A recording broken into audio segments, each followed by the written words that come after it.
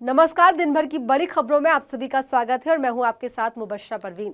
तो बुलेटिन में आज बात होगी बीजेपी के खिलाफ कांग्रेस के नए प्लान की, वक्फ के विरोध पर चिराग पासवान के बयान की, देखेंगे संभल मस्जिद के नाम पर बढ़ते विवाद को, मणिपुर हिंसा पर शाह के दावों की खुली पोल को, और बुलेटिन के आखिर में एक नजर जातिगत जनगणना पर तेजस्वी यादव की हुंकार पर।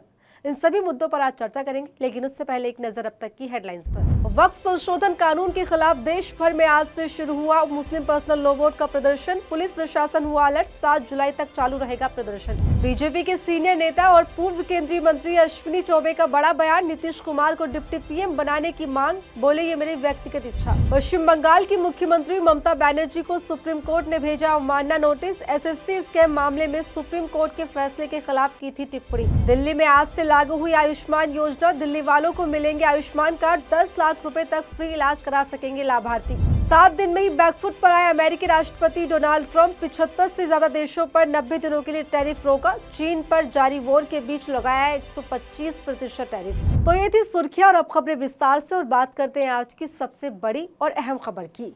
कांग्रेस ने अहमदाबाद के अधिवेशन में बीजेपी के खिलाफ लड़ने की रणनीति तैयार कर ली है। ये रणनीति सामाजिक न्याय, दलित ओबीसी अधिकारों और संविधान की रक्षा पर केंद्रित होगी। यानी अब कांग्रेस बीजेपी के हिंदुत्व के एजेंडे का मुकाबला वैचारिक स्तर पर करेगी। इस अधिवेशन में जातिगत जनगणना और आरक्षण को लेकर भी महत्वपूर्ण फैसले लिए गए। तो क्या है कांग्रेस का बीजेपी के खिलाफ सॉलिड प्लान, आइए जानते हैं इस रिपोर्ट में। कांग्रेस की सियासत इस वक्त 360 डिग्री घूमती हुई नजर आ रही है। जातीय पॉलिटिक्स से दूर रहने वाली कांग्रेस अब खुलकर दलित, आदिवासी, पिछड़े और अल्पसंख्यकों की राजनीति के दम पर बीजेपी को सीधी टक्कर देने के मूड में है, जिसकी शुरुआत कांग्रेस ने अहमदाबाद में हुए अपने 84वें अधिवेशन से कर दी है। इसमें सामाजिक न्याय से लेकर जातीय आरक्षण तक कांग्रेस ने बीजेपी के खिलाफ रोड मैप तैयार किया है, जिसने कहीं न कहीं मोदी सरकार को टेंशन में डालने का काम कर दिया है। राहुल गांधी लगातार जातिगत जनगणना और आरक्षण की 50% लिमिट को बढ़ाने की मांग कर रहे हैं। इसी कड़ी में अहमदाबाद में कांग्रेस पार्टी के अधिवेशन में एक प्रस्ताव पारित किया गया, जिसमें केंद्र की भाजपा सरकार पर संविधान पर लगातार हमले करने का आरोप लगाया है। साथ ही कांग्रेस ने इस प्रस्ताव में निजी शैक्षिक संस्थानों में दलितों, आदिवासियों और पिछड़े वर्ग को आरक्षण देने की भी बात कही है। यानी बीजेपी को उसी की भाषा में जवाब देते हुए कांग्रेस ने बड़ा दांव चल दिया है, क्योंकि राष्ट्रवाद हमेशा से ही बीजेपी के लिए एक अहम राजनीतिक मुद्दा रहा है। इसी से पार्टी विपक्ष को घेरती है, लेकिन कांग्रेस ने भी इसी पर दांव चलना शुरू कर दिया है। कांग्रेस ने अपने प्रस्ताव न्याय पथ में भाजपा की विदेश नीति की आलोचना की और कहा कि कांग्रेस की सरकारों में वैश्विक स्तर पर भारत की साख बढ़ी। प्रस्ताव में कहा गया कि कांग्रेस सरकारों की विदेश नीति सरकार के हित साधने और वैश्विक तौर पर संतुलन बनाए रखने और बातचीत से मुद्दों का हल निकालने के लिए सार्थक के तौर पर थी, लेकिन मौजूदा सरकार व्यक्तिगत छवि बनाने के लिए भारत की विदेश नीति से समझौता कर रही है। प्रस्ताव में दावा किया गया है कि चीन ने भारत की हजारों वर्ग किलोमीटर जमीन कब्जा ली है, लेकिन मौजूदा मोदी सरकार कुछ नहीं कर रही और यथास्थिति बरकरार रखने में विफल रही है। इतना ही नहीं, कांग्रेस ने अपने प्रस्ताव में किसानों के लिए भी बड़े वादे किए हैं। इसमें कहा गया है कि एमएसपी को लेकर कानून बनाने के लिए समर्पित है। कांग्रेस का कहना है कि वो कुल लागत का 50% एमएसपी देने का कानून लेकर आएंगे। साथ ही किसानों को कर्ज मुक्त करने के लिए भी कदम उठाएंगे। यानी बीजेपी को उसी की तर्ज पर जवाब देने का प्लान कांग्रेस ने तैयार कर लिया है। वक्फ संशोधन कानून को लेकर विवाद थमता नहीं दिख रहा। कानून के विरोध में जहां एक तरफ विरोध प्रदर्शन हो रहे, तो वहीं दूसरी ओर इसे सुप्रीम कोर्ट में चुनौती भी दी जा रही है। इसी कड़ी में कानून के विरोध पर एनडीए के सहयोगी चिराग पासवान का बयान सामने आया है, जिस पर राजनीति गर्मा गई है। तो क्या कुछ कहा चिराग पासवान ने, देखिए इस रिपोर्ट में। मोदी सरकार के वक्फ संशोधन कानून पर मुस्लिम संगठनों को कहीं न कहीं यकीन था कि नीतीश नायडू के साथ ही लोजपा नेता चिराग पासवान इस कानून का विरोध करेंगे, लेकिन ऐसा नहीं हो सका। नीतीश नायडू के साथ ही चिराग पासवान ने भी मुस्लिम संगठनों से किनारा करते हुए वक्फ कानून को खुला समर्थन दिया, जिसके बाद मुस्लिम संगठन और मुस्लिम तबका एनडीए के सहयोगियों से नाराज है। वक्फ संशोधन कानून को लेकर देश भर में विरोध प्रदर्शनों का सिलसिला जारी। उधर कानून के खिलाफ दाखिल याचिकाओं पर सुप्रीम कोर्ट 16 अप्रैल को सुनवाई करेगा। एआईएमआईएम प्रमुख असदुद्दीन ओवैसी, जमीयत उलेमा हिंद, कांग्रेस सांसद मोहम्मद जावेद समेत 15 लोग अब तक सुप्रीम कोर्ट में याचिकाएं दाखिल कर चुके हैं, जिस पर लोक जनशक्ति पार्टी प्रमुख और सांसद चिराग पासवान ने मुस्लिम संगठनों के नेताओं समेत संगठन पर भी निशाना साधा है। चिराग पासवान ने कहा है कि विपक्ष पिछले कानून का बचाव करने के लिए अदालतों में भाग रहा है, लेकिन ये भी देखना चाहिए कितने मुस्लिम ऐसे थे जो इस कानून के खिलाफ कोर्ट भी नहीं जा सकते थे। मीडिया से बातचीत में चिराग पासवान ने वक्फ संशोधन कानून और उस पर विपक्ष के विरोध को लेकर बात की। उन्होंने कहा, नागरिकता संशोधन अधिनियम सीए हो या आर्टिकल 370 को हटाना हो, हर बार विपक्ष ने विरोध किया, लेकिन वो गलत साबित हुए। सीए पड़ोसी मुल्कों में सताए हुए अल्पसंख्यकों को नागरिकता देने के लिए लाया गया, जिसे लेकर विपक्ष ने गलत माहौल बनाने की कोशिश की कि इसका मकसद नागरिकता छीनना है। हालांकि उनके ये पैतरे काम नहीं कर सके। जम्मू कश्मीर से अनुच्छेद 370 हटाए जाने को लेकर भी ऐसा किया गया, लेकिन हाल ही में यहाँ हुए विधानसभा चुनाव में भी विपक्ष गलत साबित हुआ। जैसा कि वो अनुच्छेद 370 को लेकर भविष्यवाणियां करते थे, लेकिन नेशनल कॉन्फ्रेंस ने जीत हासिल की और उमर अब्दुल्ला फिर से मुख्यमंत्री बने। इतना ही नहीं, विपक्ष के विरोध को चिराग पासवान ने प्रोपोगेंडा तक करार दे दिया। बताते चले, वक्फ कानून पर नीतीश नायडू और चिराग पासवान के मोदी सरकार को समर्थन के पीछे बड़ी राजनीतिक वजह जिम्मेदार बताई जा रही है, जिसका बिहार में होने वाले चुनाव में खुलासा होगा। बहरहाल देखना होगा इस कानून का समर्थन करना एनडीए के सहयोगियों को कितना फायदा दिला पाता है। संभल की जामा मस्जिद का नाम बदलने को लेकर हाल ही में एएसआई ने बोर्ड तैयार किया था, जिसे मस्जिद के बाहर लगा दिया गया है, लेकिन एएसआई के इस नए बोर्ड पर विवाद बढ़ता दिखाई दे रहा है।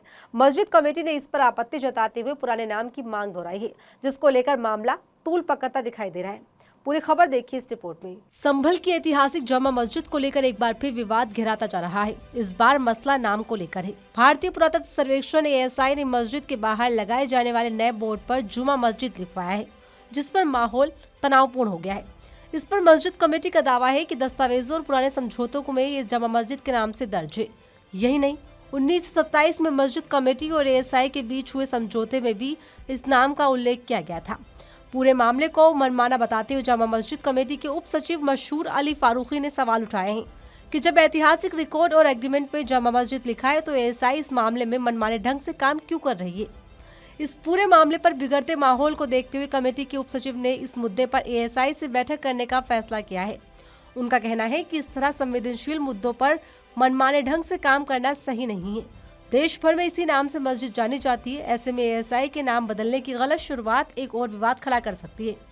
जानकारी के मुताबिक 1920 से एएसआई द्वारा संरक्षित इस इमारत को बोर्ड पर पहले से मस्जिद परिसर के अंदर लगाना था, लेकिन अब इसका नाम बदलकर इसे बाहर लगाया जाना है, जिस पर विवाद बढ़ गया है। वो भी ऐसे वक्त में जो पहले ही मस्जिद में नमाज पढ़ने और इसमें हिंदू मंदिर होने के दावों ने संभल में माहौल को गर्म किया हुआ है। ऐसे में देखना होगा कि आगे इस पर क्या फैसला लिया जाता है। बताते चले, 24 नवंबर को मस्जिद परिसर में सर्वे के दौरान हिंसा और तनाव के बाद से ये मस्जिद देश भर में सुर्खियों में बनी हुई है। मणिपुर पिछले लगभग 2 सालों से भी लंबे वक्त से हिंसा की आग में झुलस रहा है। राज्य में शांति बहाल करने को लेकर मोदी सरकार तमाम दावे करती है, लेकिन हालात कुछ और ही होते हैं। इसी कड़ी में चूड़ाचांदपुर जिले में फिर हिंसा भड़क उठी। हालात बेकाबू होने पर कर्फ्यू तक लगा दिया गया। तो कैसे मणिपुर हिंसा पर खुली मोदी सरकार की पोल, देखिए इस रिपोर्ट में। मणिपुर में जारी तनाव एक बार फिर से सिर चढ़कर बोल रहा है। लंबे समय से हिंसा और विवाद झेल रहे इस राज्य में हालात सामान्य होते नहीं दिख रहे। एक के बाद एक आती हिंसा की खबरों के बीच अब चूड़ाचांदपुर जिले में फिर से कर्फ्यू लगा दिया गया है, जिसके चलते स्कूल, बाजार और अन्य सार्वजनिक स्थानों को 17 अप्रैल तक बंद करने का फैसला किया गया है। जानकारी के मुताबिक इलाके में 2 समुदाय के बीच हुई हिंसक झड़प और एक व्यक्ति की जान जाने के बाद प्रशासन सतर्क हो गया है। हालातों के मद्देनजर सख्ती के साथ कर्फ्यू लगाया गया है। ऐसे में हिंसा की इस खबर ने गृह मंत्री अमित शाह के उस दावे की पोल खोल दी है जब उन्होंने संसद में कहा था कि मणिपुर में हालात सामान्य हैं। मान्यवर, दिसंबर, जनवरी, फरवरी और मार्च 4 महीने से वहां पर हिंसा नहीं। बता दें, मणिपुर में जब से हिंसा भड़की हुई है तभी से विपक्ष मोदी सरकार से सवाल कर रहा है। यहाँ तक कि संसद से सड़क तक इस मुद्दे पर मोदी सरकार घिरी दिखाई देती है, क्योंकि पिछले 2 सालों में कई बार प्रधानमंत्री के मणिपुर दौरे की मांग के बावजूद पीएम मोदी पूरी दुनिया घूमते हैं सिवाय मणिपुर के। हालांकि पिछले कुछ वक्त से राज्य में बीजेपी सरकार के इस्तीफा देने के बाद भी हिंसा को लेकर हालात जस के तस बने हुए हैं। गृह मंत्री अमित शाह शांति बहाल करने को लेकर तमाम बैठकें करते हैं, लेकिन इसका नतीजा कुछ नहीं निकल पा रहा। हाल ही में लोकसभा में अमित शाह ने दावा किया कि तकनीकी और चिकित्सा शिक्षा के लिए ऑनलाइन व्यवस्था की गई और प्राथमिकता शिक्षा के लिए शिविरों के अंदर कक्षाएं स्थापित भी की गई है, जिनमें पढ़ाई की व्यवस्था की गई। हालांकि राज्य के हालात अलग ही स्थिति की ओर इशारा कर रहे हैं, जिस पर सवाल उठ रहे हैं कि गृह मंत्री के दावे के मुताबिक हिंसा नहीं हुई तो हालात को काबू करने के लिए कर्फ्यू क्यों लगाया जा रहा है। बिहार में इसी साल के आखिर में चुनाव होने, तमाम राजनीतिक पार्टियां अपने स्तर पर वोट बैंक साधने में जुट गई हैं। इस बीच जातीय जनगणना का मुद्दा बिहार में तूल पकड़ रहा है। आरजेडी नेता तेजस्वी यादव ने जातिगत जनगणना पर बीजेपी और मोदी सरकार पर तीखा हमला बोला, जिसने राज्य की सियासत में सरगर्मियों को तेज कर दिया है। पूरी खबर देखिए इस रिपोर्ट में। बिहार की राजनीति में पिछले कुछ सालों से जातिगत जनगणना का मुद्दा मोदी सरकार के लिए मुश्किलों का सबब रहा है, क्योंकि इकलौता यही मुद्दा है जिस पर मुख्यमंत्री नीतीश कुमार और नेता प्रतिपक्ष तेजस्वी यादव दोनों एक साथ ही एक मत पे दिखाई देते हैं। हालांकि सियासत के साथ परिदृश्य बदल रहे हैं, जहाँ एक तरफ नीतीश कुमार उम्र और सियासत के ढलते पड़ाव पर सत्ता का नया सिंहासन तलाश रहे, तो वहीं दूसरी तरफ आरजेडी नेता प्रतिपक्ष तेजस्वी यादव बिहार की सियासत में आने का ख्वाब सजा रहे हैं। बहरहाल इन दोनों ही सूरतों में जातिगत जनगणना का मुद्दा बिहार की चुनावी आबोहवा में फिर से नया होता दिखाई दे रहा है। भले ही इस बार नीतीश कुमार इस पर खामोश हो, लेकिन तेजस्वी यादव ने इस मुद्दे पर मोदी सरकार को घेर लिया है, जिसने राज्य की सियासत में हलचल मचा दी है। दरअसल पटना में बुधवार को मीडिया से बातचीत के दौरान तेजस्वी यादव ने खुलकर जातिगत जनगणना की वकालत की। उन्होंने कहा कि देश में जातिगत जनगणना होनी चाहिए। हम तो देश भर में जातिगत जनगणना कराने का प्रस्ताव लेकर मुख्यमंत्री नीतीश कुमार के साथ प्रधानमंत्री नरेंद्र मोदी के पास गए थे। पीएम मोदी और पूरी बीजेपी जातिगत जनगणना के विरोध में, इसी वजह से जातिगत जनगणना नहीं हो रही। तेजस्वी यादव ने बड़ा आरोप लगाते हुए कहा कि कहीं न कहीं ये लोग समझते हैं कि जब देश की असली तस्वीर सामने आएगी तो इनकी राजनीति जो हिंदू मुस्लिम पर चलती है वो खत्म हो जाएगी। इतना ही नहीं, बिहार की कानून व्यवस्था पर नीतीश कुमार पर तीखा वार करते तेजस्वी यादव ने कहा कि बिहार में कानून व्यवस्था ध्वस्त हो चुकी है। इसी के साथ नीतीश कुमार की मानसिक स्थिति पर सवाल उठाते हुए तेजस्वी यादव ने कहा कि मुख्यमंत्री अचेत अवस्था में है। गृह मंत्रालय मुख्यमंत्री के अधीन है। अपराधी बेलगाम हो रहे, सरकार में बैठे लोग अपराधियों को बाहर निकाल रहे हैं और भ्रष्टाचारियों को बढ़ावा दे रहे। बता दें कि तेजस्वी यादव इन दिनों लगातार बिहार की एनडीए सरकार पर हमलावर है। वो बिहार सरकार को अब खटारा बता रहे। कई जगहों पर वे इन दिनों नीतीश सरकार पर हमला करते हुए ये कह रहे हैं कि 15-20 साल पुरानी गाड़ियों को चलाने का तो सरकार भी अनुमति नहीं देती। कहती है धुआं फेंकती है गाड़ी, प्रदूषण फैलता है। ठीक उसी तरह नीतीश भाजपा की एनडीए सरकार भी अब खटारा बन चुकी है। इस तरह तेजस्वी यादव अपने तीखे सवालों से एनडीए सरकार से सवाल कर रहे हैं। और फिलहाल इस बुलेटिन में मेरे साथ इतना ही। ऐसे ही तमाम खबरों के लिए बने रहिए मेरे साथ और देखते रहिए आर्टिकल 19 इंडिया।